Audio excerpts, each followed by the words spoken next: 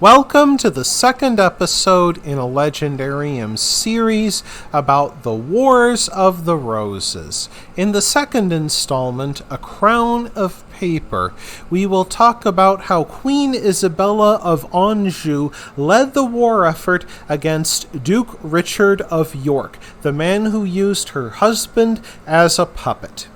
After the First Battle of St. Albans in 1455, won by Duke Richard of York, England enjoyed a brief period of peace. While he ruled England in all but name, even Richard of York could not bring himself to simply murder the divinely ordained King Henry VI. So he merely kept Henry VI under close watch and forced him to name Duke Richard heir to the throne, removing his own son Edward of Westminster from the line of succession. After all, Henry IV killed his predecessor, Richard II, 30 years ago, and spent the remaining 14 years of his reign fighting one rebellion after another. Indeed, King Henry VI proclaimed himself a king of love, not war, who would reconcile Lancaster and York. He declared March 15, 1458 to be Love Day. Men from Richard's Yorkists and his own Lancastrians had to hold hands and walk in pilgrimage to St. Paul's Cathedral. Unfortunately, the King's Gambit failed to end further fighting between the two sides. Queen Margaret, wife of Henry VI, had no intention of giving up power to Richard of York, nor did she intend to see her son Edward of Westminster removed from succession and left with nothing. With her husband too weak to lead, Margaret became the Lancastrian war chief. She actively recruited support among English noblemen, giving emblems of a silver swan to those she enlisted personally. Not intending to be caught off guard, Richard of York also began raising his own army at Middleham Castle. An army of 5,000 Yorkists under the Earl of Salisbury marched to join Duke Richard, but 10,000 Lancastrians under Lord Audley intercepted them. Lord Audley, with more courage than wit, attempted to advance across marshy ground. Salisbury's Yorkists easily slaughtered them with longbow fire, and over 2,000 Lancastrians perished. Though he won, Richard of York must have known the Queen would not allow this latest defeat to go unavenged.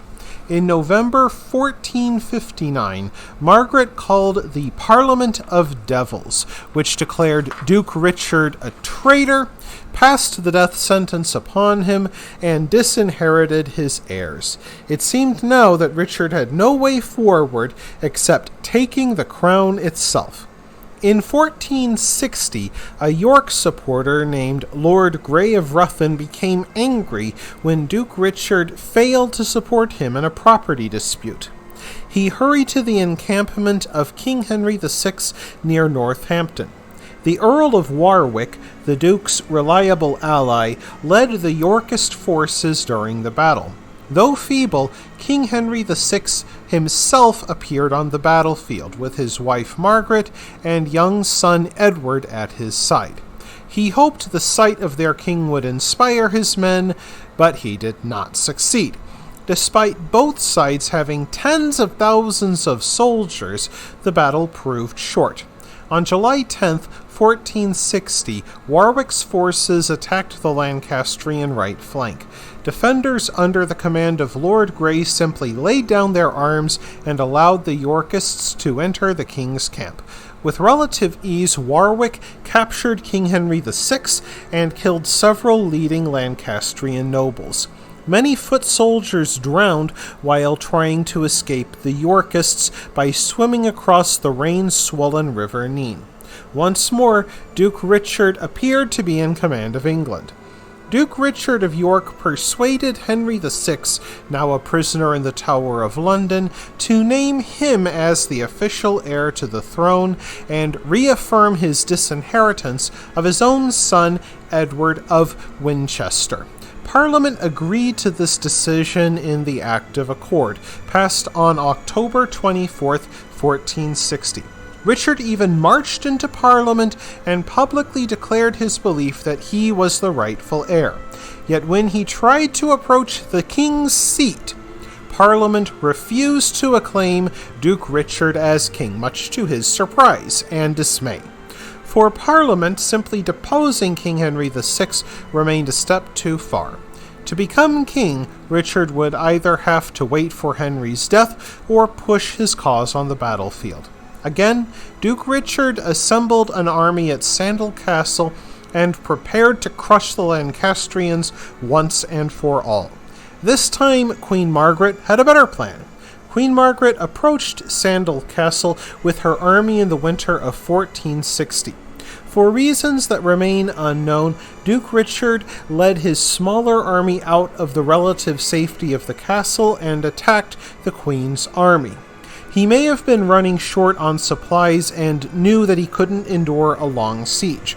Most likely, the Queen tricked Duke Richard by flying false colors and sent Sir Andrew Trollope to tell Duke Richard that he was defecting from the Lancastrian army and brought a couple of thousand friends with him. Regardless of what happened, Duke Richard's army was slaughtered by Queen Margaret's forces.